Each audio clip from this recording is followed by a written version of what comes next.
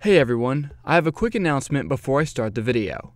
I've launched an email list at my website practicalscreenwriting.com where I am sending out weekly emails talking about the practical day-to-day process of sitting down and writing. I'll be talking about getting through writer's block, staying consistent, different writing processes, rewriting, and more. When you sign up for the email list, you'll receive a booklet I wrote called 10 Common Mistakes Writers Make and How to Fix Them.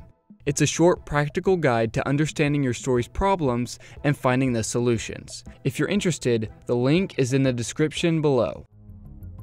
While screenplays are definitely written stories, they're still a blueprint for the film to come. Because of this, screenplays follow a specific format. Some writers follow this format completely, while other writers find ways to break convention and format their screenplays in unique ways. So what is script format? And do you have to follow it completely? In this video, I want to go over the principles of script format and talk about when formatting matters, when it doesn't, and how to use it correctly. Let's start by taking a look at the rules of script format. First off, don't try to do this in a Word document. If you like writing something in prose and then transferring it into script format, then do so, but don't try to figure out margins, spacing, centering, and all of that in a Word document. Just use the script software like Final Draft. You will get used to the format much quicker if you use script software. Scripts are written in Courier font. There are a few variations such as Courier Prime, Courier New, and Courier Final Draft. Scripts are written specifically in this font because Courier is a fixed pitch font, which means that each character and space are exactly the same width. This allows more standardization to the length of each page. Each page in a script is on average a minute of screen time. So if you have a 120-page screenplay, you should end up with a movie that's around 120 minutes or 2 hours long. Scenes will start with a scene heading, also called a slugline. All of the letters are capitalized, and sometimes writers like to bold their sluglines to make them easier to see on the page. The scene heading is broken up into 3 sections. The first section tells us whether the scene takes place in an interior or an exterior. INT for interior, EXT for exterior. Sometimes you will have a scene that takes place both inside and outside, which will look like this. The second section is the place. Here, it's the Bureau of Land Management Field Office. And the third section tells us the time, usually simply day or night.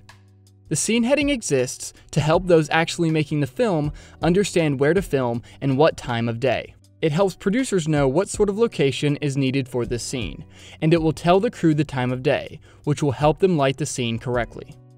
Next, we have action lines. Action lines are written in paragraph form using traditional sentences. Action lines mainly include 2 things: action and description. If a character runs into a room, you write that in the action line. If it's important that the room is covered in blood, then that description also gets written in the action line. Action lines are the element of script format that is most like traditional prose writing. A lot of your personal writing style may shine through here. But remember, screenwriting is a written story intended for a visual purpose. When writing action lines especially, it can help to focus on what the audience will be seeing and hearing on screen. Adding thoughts to action lines can be helpful to the reader, but any thoughts will not translate to the screen. So make sure your story isn't taking place in thoughts that the audience viewing the film won't have access to. It's also a good idea to keep your action lines to 4 or less. This helps the page look cleaner and easier to read for those who read your script. Now we can talk about writing character names. When you first introduce a character, it will usually happen in the action lines. You will capitalize their name the first time we meet the character and usually add a bit of necessary description. Here, we meet BLM Officer Tim Winter, all caps, followed by a brief description. After the character's first appearance, you can write their name normally with a capital letter. Character names are most found above dialogue, like it is here. The character's name should appear in all caps. You may also see parentheticals by a character's name, such as VO, which stands for voiceover, or OS, which stands for off-screen. This helps the reader and those making the film understand how that dialogue is incorporated into the particular scene. Writing character names like this helps the reader keep track of the different characters in the story, as well as helping directors, actors, and others understand who is speaking or performing an action and how it should be filmed. Dialogue comes under the character's name in the center of the page. In script format, dialogue are the words of a particular character. Here, Tim, Corey, and Dale have a conversation. Writing dialogue in this way makes it easy to understand who is talking in a given scene. These are the most important parts of script format. However, there are a few more elements that can be good to know. Sometimes parentheticals can be used to explain a way a character delivers a line, or sometimes performs an action while speaking. Parentheticals should be used sparingly and are usually unnecessary. However, writers do use them occasionally to describe a particular dialogue delivery or action that may seem counterintuitive to the reader. In the opening scene of The Social Network, Aaron Sorkin writes this parenthetical to explain how the actress playing Erica should deliver the line. Be careful of doing this in your own writing. Actors and directors usually are not fond of screenwriters trying to direct the movie from the page. On the right side of the page in all caps, you can sometimes find transitions, such as cut to or fade out. Some writers use cut to in between every scene, but others don't ever use this, seeing as a new scene would usually require a cut, making the transition redundant. While it is generally something to only do sparingly, there is a way to write in a specific camera shot if it's important that the scene be shot in exactly a certain way. Writer-director Quentin Tarantino puts many camera directions in his scripts, but since he is directing the finished product, it makes a lot more sense for him to do so.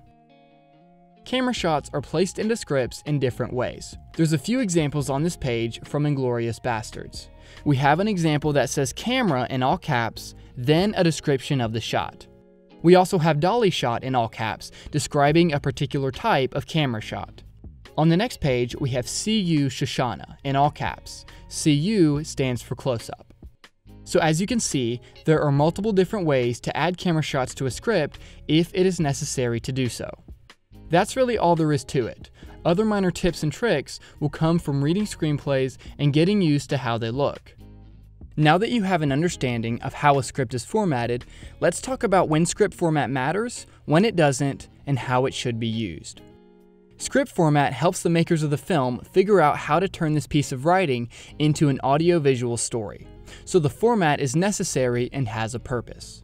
However, the format can be bent depending on your particular story. Let's take a look at some examples of breaking script format.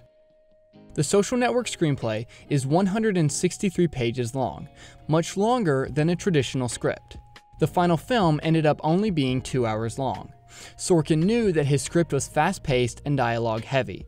Since pages full of dialogue move much faster than pages full of action, Sorkin knew that the final film would be much nearer to a traditional film length. Moonrise Kingdom, written by Wes Anderson and Roman Coppola, and Eternal Sunshine of the Spotless Mind, written by Charlie Kaufman, both have longer than average action lines with a lot of description. Most of the time, this is frowned upon because it can bog down the pace of the script.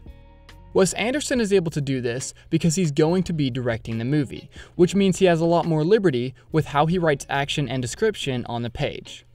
While I love the film, the Moonrise Kingdom screenplay is hard to read because of the long stretches of action and description. It's a script that is meant to be shot by the person who wrote it. Eternal Sunshine of the Spotless Mind also has longer than average action lines, yet is still meant to be read. Most of the sentences are straight to the point, without any unnecessary description. Kaufman's screenplay is much more readable and maintains a good pace even with the longer stretches of action and description. Scott Neustadter and Michael Weber's screenplay 500 Days of Summer uses oversized numbers in a different font to identify the particular day in the 500-day timeline of the story. There are also examples of screenplays that break format in more dramatic ways. One of the early versions of A Quiet Place, written by Scott Beck and Brian Woods, was only 67 pages long.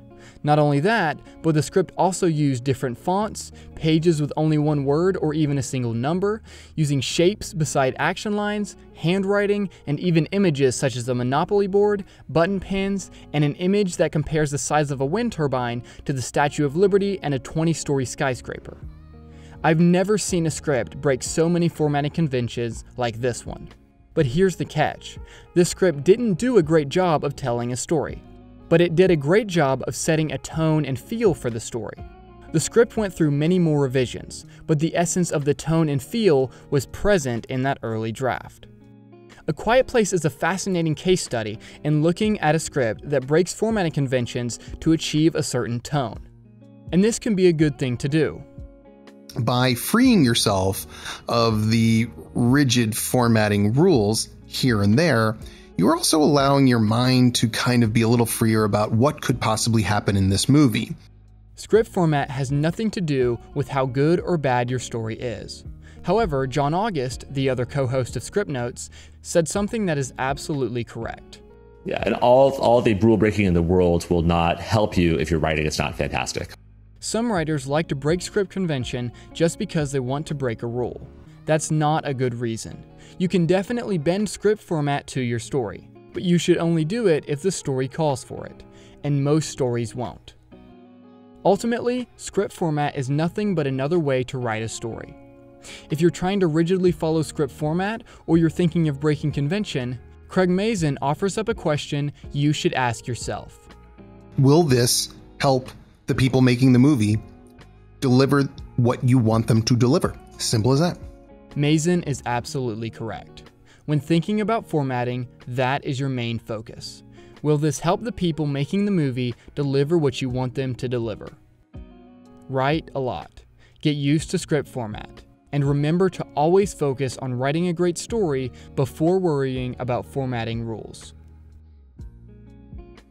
Hey everyone, I hope you enjoyed the video. If you're new to the channel, please subscribe and check out my Guide to Screenwriting playlist, where I talk about the fundamental elements of story and screenwriting.